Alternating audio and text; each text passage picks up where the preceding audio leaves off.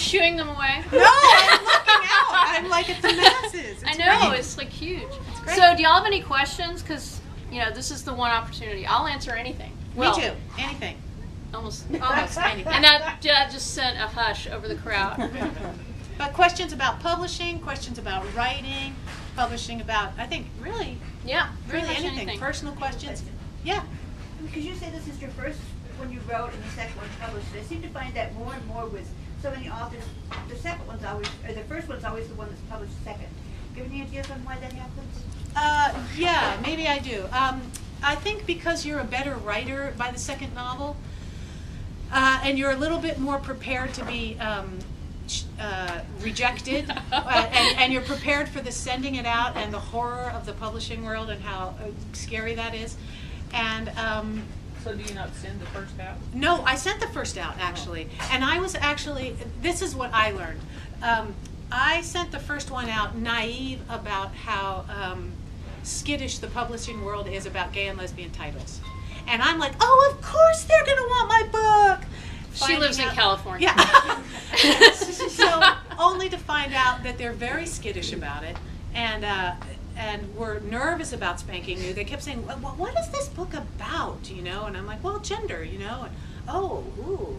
So, and meanwhile, I wrote the second one to take my mind off the first one, the heartbreak of how hard it was to get published. Wrote it, and that was just coincidence. I was reading an article in Writer's Digest that our publisher, the CEO of our publishing, or the president of our publishing company, Len Barreau, had some comments about lesbian, you know, searching for authors, opening up a new line, Victory Editions, and I just sent my second one off expecting nothing. Just like, oh, well, they want an email, here you go, send it, go ahead, reject me, and get the call back, yes, we want you. So then they took that one first, and then we went back. I said, well, I have another novel, and so we went back to that. So that may be the case, you know, I don't know. I think I think if when you're first trying to put your book out there to get published, it's shock. And for me, I was shocked at how hard it is, and having to just toughen yourself up. So that may have been, and then this one got a huge rewrite to get published again. I became a better writer. After getting the first one done, going through the editor, I came back to this one and looked at it through new eyes and really, this used to be a 600-page novel. That's a lot of cutting. That's cutting scenes that I loved, but going, you know what, it didn't serve the story, get rid of it, put it somewhere else. So you learn a lot too, I think. You need an outtakes. I need an outtakes, right. I know, we should have outtakes on novels, because there were some really great scenes that were cut, but I remember them. But yeah. You could just do them at readings, and then people will go, where was that Where scene? was that scene? Right. We have another question, yeah. Where did the idea for it come from? For this one? You know, I walked into a room, my writing group one day, and I said, I'm going to start a novel today. And I pulled myself aside with my computer while they were all reading. And I started with the wedding scene because I'm kind of obsessed with weddings because I'm a lesbian, and I'm like, you know, what is this thing that people are so into doing that we don't get to do? And then I think because I'm an actor, I always want to know who's doing the talking. So I was writing it in third person. I'm like, Nina stared into Rick's eyes at the altar, blah, blah, blah, blah, blah. And I said, oh, and by the way, I'm the one that they're all here for. And I mean, I just wrote this sentence. I'm in Nina's womb at the moment. I'm 3 months old. And I thought, whoa, that's weird. And then I thought, okay, go with that. So where do ideas come from? I don't know. It just felt really random. You know, maybe there is a known and a floating soul. I don't know. But somehow that idea just came in, and I went with that, and I just followed it. And it got more and more complicated because I was kind of creating the universe, and I'm like, oh my God, what have I set up for myself? This is so, because then you're like, well, how does it really work? And I had to start answering all these questions and questions and questions. So it was fun and tricky. I have a great respect for science fiction writers that create whole worlds, because you have to think of everything. And I think that was the other thing for my first novel. It was just shocking. And that's probably why there were 600 pages of explanation, which you didn't really need, but I needed to understand. But yeah, who knows where ideas come from? They just float in one day, and if you're lucky enough, They yearn for you. they yearn for you. Yeah. And there was one writer, I will say this, poet laureate, whose name I'm forgetting. But he talks about sitting down and writing every single day, and the reason that you do that is you have to be sitting there when the geese fly in. Because if you're not there, you're not going to see them.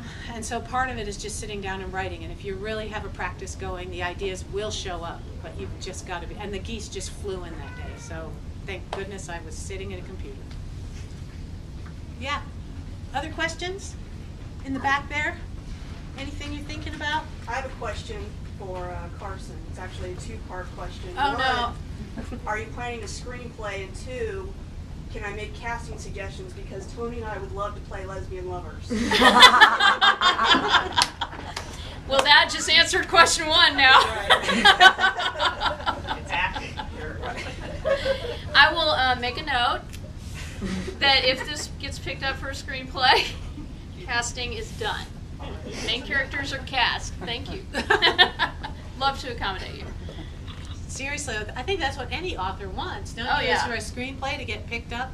And again, I think more and more as the world starts accepting us more and more, that we're here, maybe there will be movies, which would be cool. Which would be great. Yeah. So, have you ever thought about writing a play? I have written plays, For one but of your- screenplay? Yeah. I need to learn how. You know, and I have thought about it, for sure. Have you?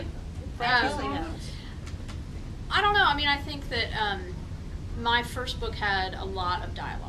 Yeah. When I first submitted, I had to go back in and fill some stuff because I found it to be easier to write the dialogue. Yeah. And actually, the editor commented this reads more like a screenplay than Oh, but I had never thought about that. I certainly know nothing about writing a screenplay, except it's a lot less pages. Yeah, and do you like dialogue more? Writing dialogue I more do than like description? I do more? like dialogue better than description. Yeah, that's interesting. Well, we've I think been raised writers- on That's television. because I talk all the time. We've been raised on television and movies. It's You know, true, so it's true. Your mind is going to pick up on that. That's very Go true. with it. Yeah, yeah. Yeah, I found description shocking to have to write. Being a life in theater, you know, you write all plays or just Well, dialogue. yeah, you don't have any of that. Right. And being able to say, 1 year later, and just, whew, you know, yeah, or, You didn't have to pay any cents. I don't have to paint any sets, nothing. You can just shoot. So I really found writing fiction really freeing after writing for theater. Yeah. Well, while y'all are thinking of probing questions, I wanted to point out, Jennifer, raise your hand. Jennifer Owens is here. She's the volunteer coordinator along with Sandy Thornton with the Resource Center, and we have a lesbian fiction book club that meets on the second Wednesday of each month at Illume from 6:30 to 8:30, and we always have the author in attendance, whether it's by phone, webcam, or in person even. Jean Redmond was here just last week. And she has flyers, and it's a program of the Resource Center, so if you feel inclined to find donation dollars to give to a very good cause, give them to the Resource Center. Jennifer would be happy to help you. If you're just interested in lesbian fiction, please come to our book club, because you were a guest in I the have club been last to this. year. This was such a cool group, and I would say definitely, if you're even remotely interested, at least drop in and check it out, because I was so impressed by the women that were there, and the questions that were asked, and the thought that was given. And to me, anytime you can get a group of lesbians together, all those brilliant minds, and where it goes, it changes the world just that little bit, and I totally felt it within that group. I was really impressed. And this particular Borders store is a sponsor of the group, and also sells the books at whatever book we're currently reading at 10% off the month that we're meeting. So shop at this Borders. And we don't have an independent bookstore in Dallas anymore, and I really encourage people to at least shop at the stores that are going to support